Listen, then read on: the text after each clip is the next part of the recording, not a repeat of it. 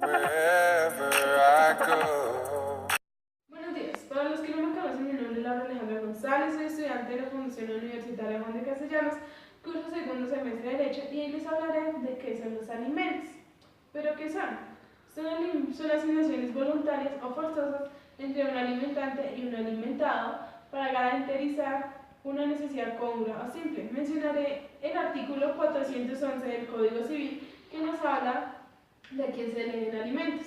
Se le deben al cónyuge, a los descendientes, a los ascendientes y a cargo del cónyuge culpable, al cónyuge divorciado o separado de cuerpos sin culpa, a los hijos naturales, a los nietos naturales, a los hijos adoptivos, a los padres adoptantes y a los hermanos legítimos y al que hizo una adopción contiesa.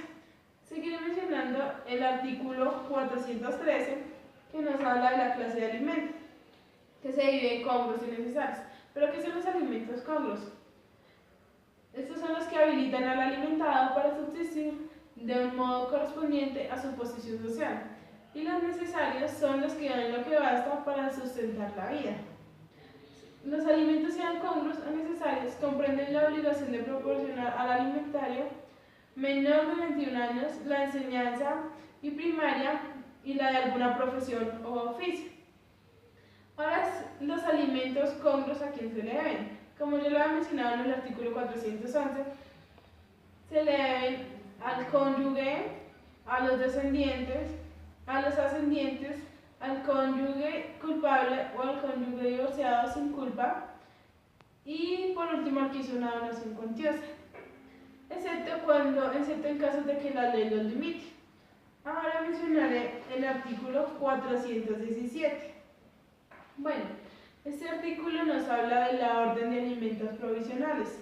Este nos dice que mientras se ventila la prestación de alimentos, podrá el juez ordenar que se den provisionalmente desde que en la secuela del juicio sean posibles.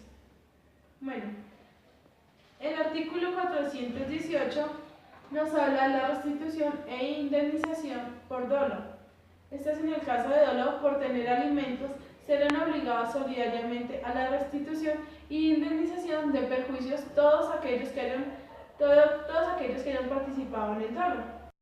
420 nos habla del monto de la obligación alimentaria.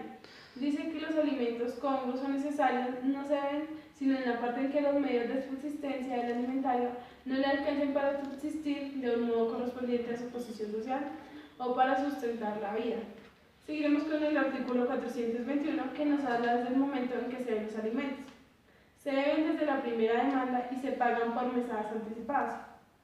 Estas no se podrán pedir la restitución de aquella parte de las anticipaciones que el alimentario no hubiera denegado por haber fallecido.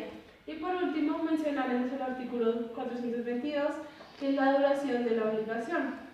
Este nos dice que los alimentos que se deben por ley se entienden concebidos para toda la vida del alimentario, continuándolos en las circunstancias legitimadas por la demanda, o con todo ningún varón de aquellas o a quienes solo deben alimentos necesarios podrán pedirlos después de que hayan cumplido los 21 años, salvo por algún impedimento corporal o mental o que se haya inhabilitado por subsistir de su trabajo, pero si posteriormente se inhabilita, revivirá la obligación de alimentar. Bueno, muchas gracias, espero hayan entendido.